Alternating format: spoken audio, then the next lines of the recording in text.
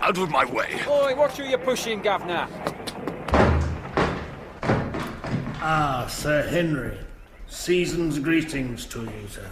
We haven't seen you here at the Mausoleum Club for many a week. Yes, Felch. Did anyone follow me in here? Are you all right, sir? You look like you've just seen a A gator? Oh, where? Sir, are you sure that you're all right? Yes. Are my companions here? I think you will find them in the smoking room, sir. Sitting in those deep leather armchairs and looking at the gravel prices. Good. Thank you, Felch. Oh, can I take your hat and coat, Sir Henry? Yes, here you are. And your scarf? Yes. And your watch, sir? Here you are, Felch. Look, I'm in rather a hurry. Go right through, sir. Thank you. I see pebbles have gone up. Welburn, old man. Merry Christmas. Draw up a deep leather armchair. Thank you.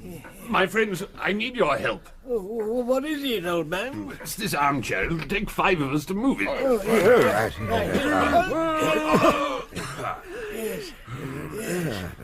Thank you. Do you think the bubbles burst on loose chippings, Welburn? Look, I haven't the time.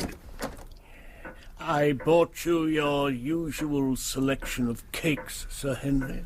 I know how much you like them. Felch, show me that cake stand. Eh? Oh, for a moment I thought it was... No, I have some time yet. Well, what's the matter, old boy? It may surprise you to learn that I haven't tasted the fruit of the pastry cook's oven for the last 3 weeks. But, Welburn, you're always a regular cake demon. Ha! How ironic. Perhaps I'd better tell you my story. Oh, good. Is it about pebbles? The Demon Cakestand of Beastley Chase. A tale from the Mausoleum Club by M.R. James Hendry and Edgar Ian Brown. With Stephen Fry, Ballard Barkley, Royce Mills, Sheila Stiefel, Michael Ripper, and Nick Revel. My story begins 30 years ago, almost to this very day, in the winter of 1872.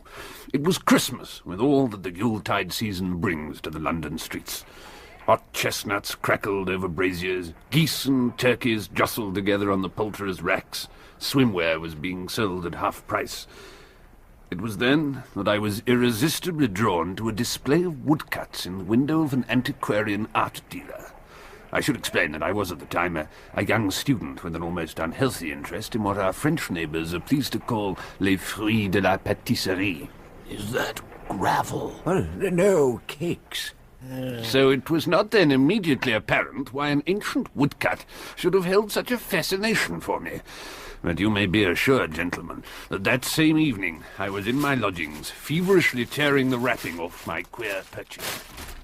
Oh, looks a mercy, Mr. Welborn. It's right. Parky out, no mistake. Mrs. Jays, I thought I left instructions that I was not to be disturbed. Oh, no. But I brought you some of my freshly baked fondant fancies. Very good. Oh, delicious. Oh, what's that you got there? Sir Woblob, Beg pardon?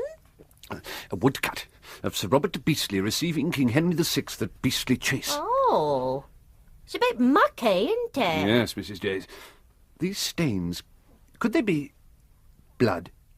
Nah, looks more like jam to me. Jam? Oh, good heavens, you're right. It was a jam like no other I had tasted before.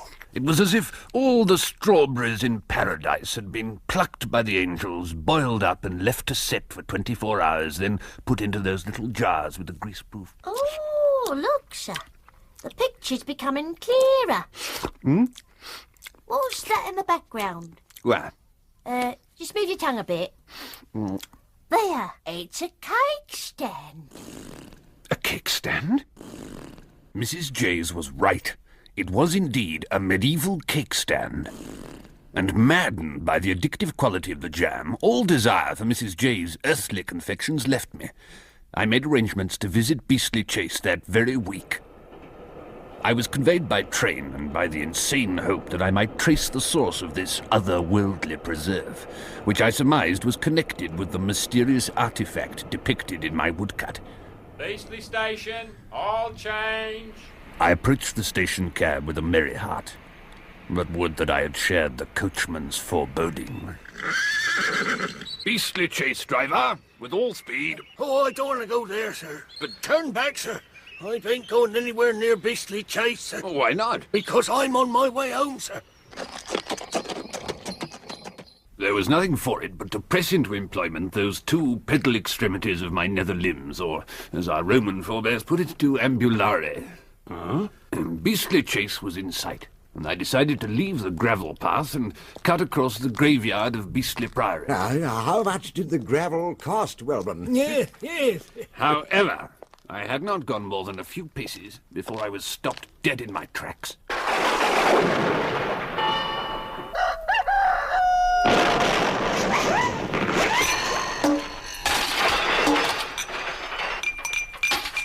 It was the vicar.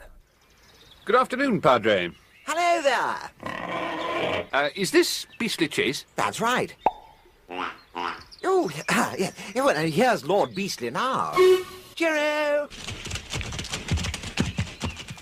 Mr. Wellborn. Yes. Lord Beastley.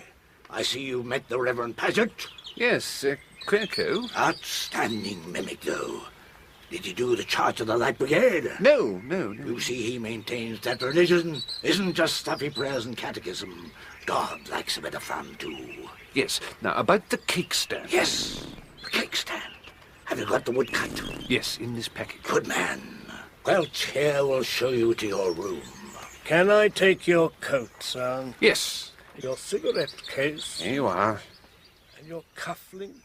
After I had made my ablutions, I received instructions from Lord Beastley to bring him the woodcut in half an hour, in the library. Next. These are overdue. That'll be 3 halfpence, please. I found him perusing an ancient tome which he seemed anxious to conceal from my gaze.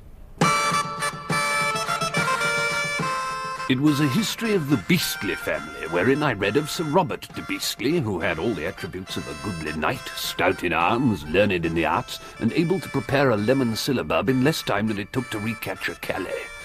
It was rumoured, however, that his culinary skill resulted from an unholy compact with the demon whose name was Felkoth.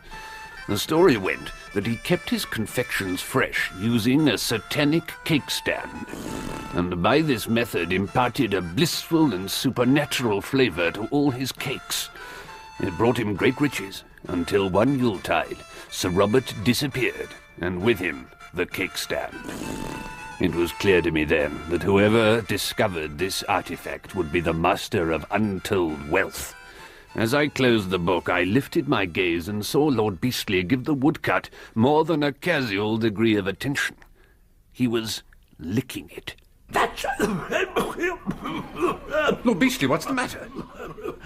It suddenly tastes evil, like the devil's earwax, or perhaps artificial cream. Let me see. How queer.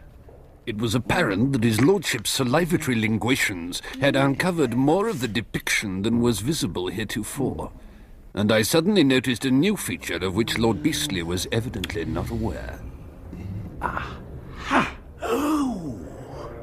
Well, more of this tomorrow. I have to, I'm quite sleepy, actually. Good night. How fortunate, I thought then, that his lordship had decided to retire at 4 o'clock in the afternoon, for, in the picture, I had descried a window giving onto a graveyard, and, following the line of the cake stand vertically upward, I found it intersected with a particularly distinctive tombstone, shaped like a meringue surmounted by a single cherry. Would that I had been blind that day. Seized by a rapture beyond my experience, I reached into my pocket, pulled out my gentleman's folding shovel, and, marching into the winter darkness, I made my way into the graveyard of Beastley Priory.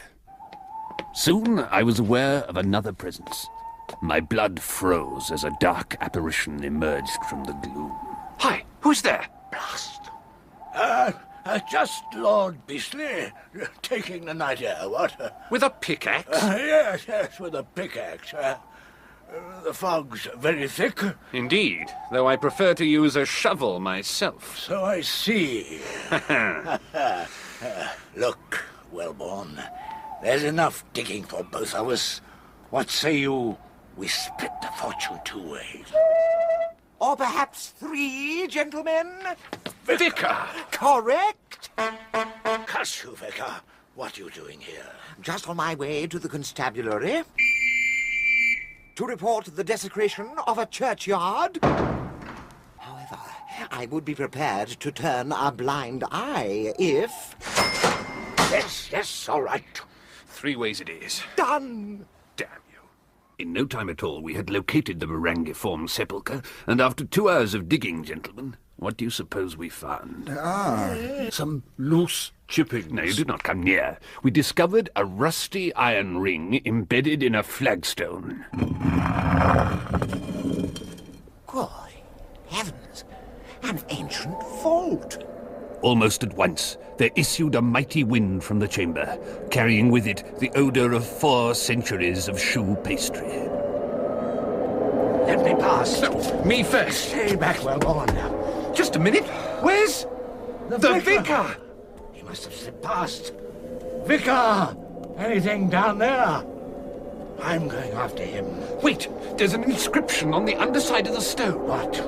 Cave Felcothem, custodem custodi, beware Felcoth, the guardian of the custard. It's some sort of warning. Vicar!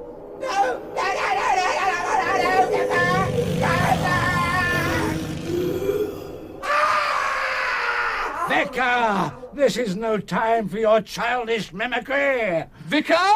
Vicar! We gingerly entered the vault. There we found the vicar, sandwiched between 2 meringues in a rich shroud of artificial whipped cream, topped by a generous layer of hundreds and thousands. It was the biggest and most horrible half-holiday treat I had ever laid eyes upon. Oh, my God. God had no hand in this. Poor vicar. Never mind him. There's the cake stand. Replete with my ancestors' sweetmeats, fresh as the day they were baked.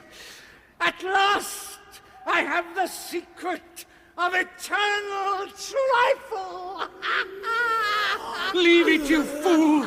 Can you not hear? Can you not see? It's Felcoth! He's coming for us! Run! And run we did, until we reached the gates of the graveyard, where Lord Beastley hurled the demon cakestand into the oncoming terror. And there the matter would have ended, had I not read in the Times last Christmas of Lord Beastley's unexpected demise. It appeared that he had died in his sleep, until a post-mortem revealed the contents of his lungs. And what do you think they found? Was it gravel? No. It was 1.5 quarts of artificial whipped cream. So, it seemed that after 30 years the terror was still with us.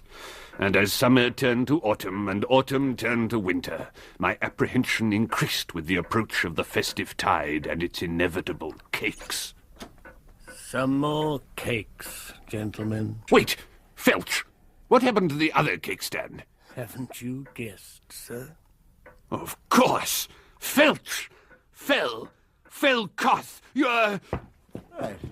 Where's he off to? I shall go and see, sir.